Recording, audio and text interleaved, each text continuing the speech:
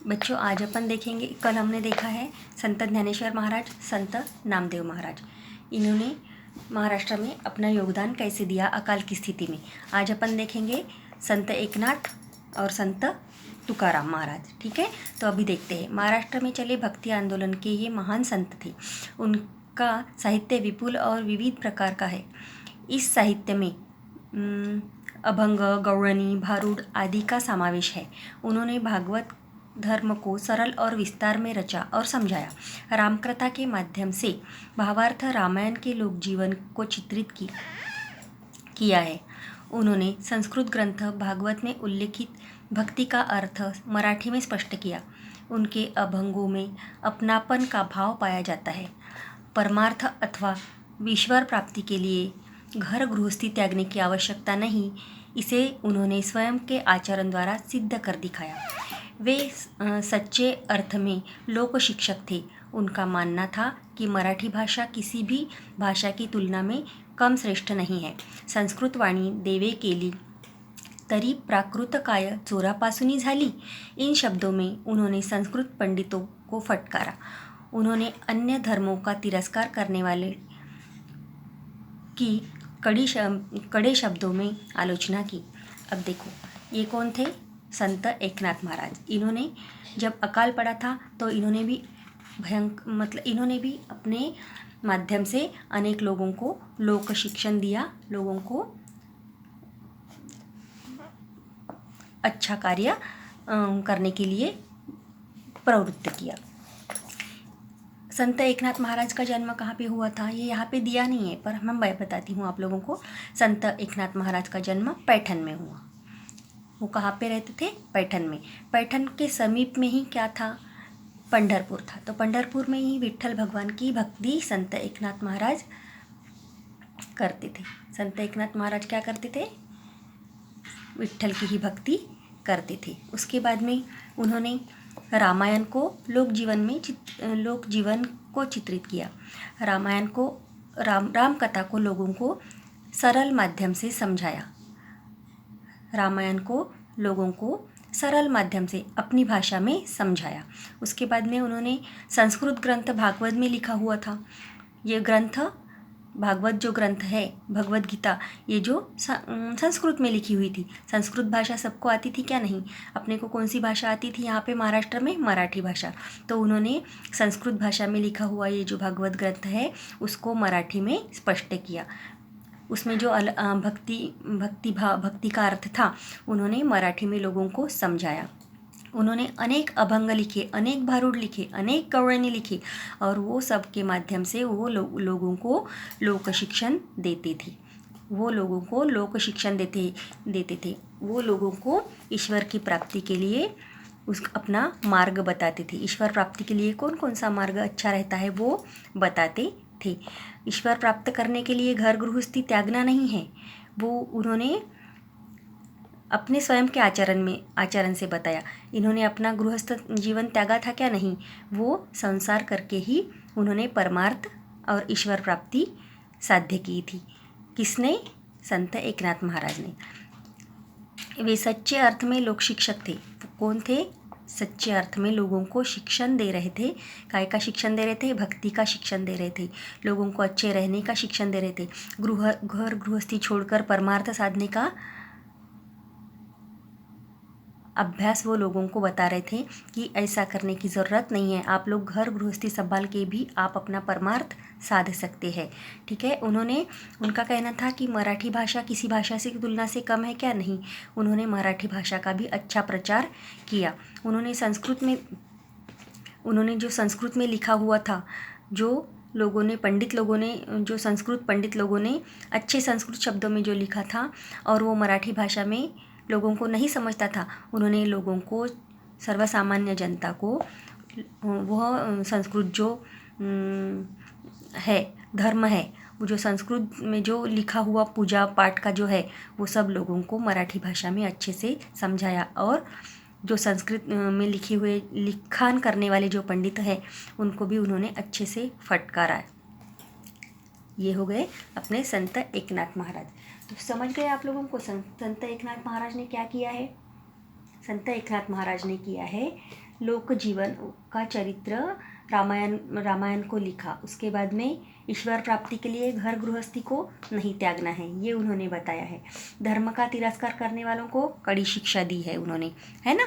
धर्म का तिरस्कार करने वालों को उन्होंने कड़ी शिक्षा दी है। उसके बाद में उन्होंने क्या लिखा है, गौरणी लिखी, उसके बाद में अभंग लिखे, उसके बाद में भारूड लिखे और अलग अलग भारूड और ग्रंथ लिखने के बाद में उन्होंने भक्ति का मार्ग लोगों को सरल रूप से समझाया है।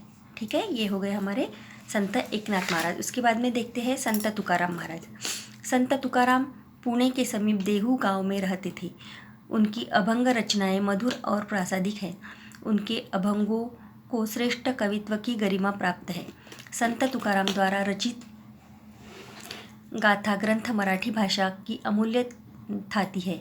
वे त्रस्त और दुखी लोगों में ईश्वर को देखने और पाने को कहते हैं।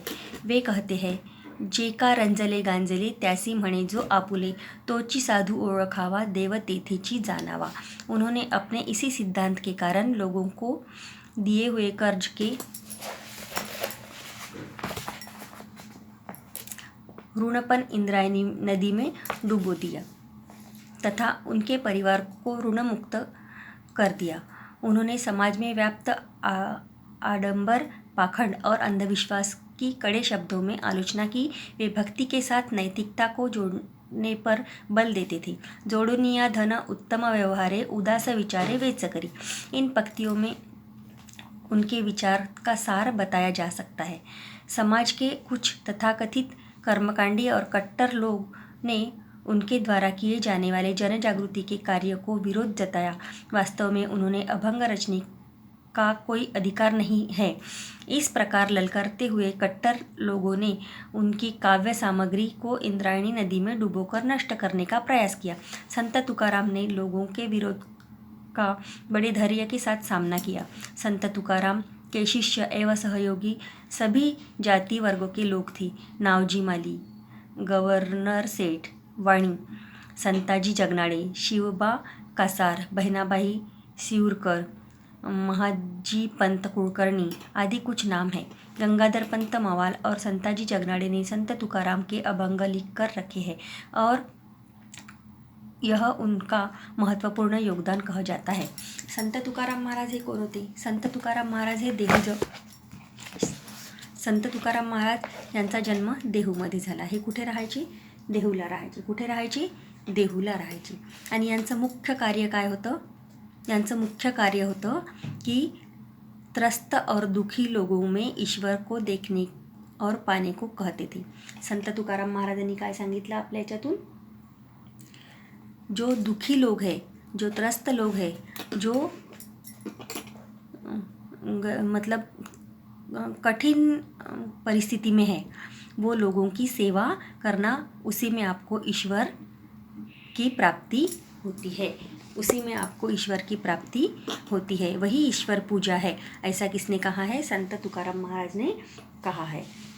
जे का रंजले गांजले त्यासी म्हणे जो आपुले, तोची साधू ओळखावा देव तेथेची जानावा। ऐसा उन्होंने अपने अभंग में से बताया है।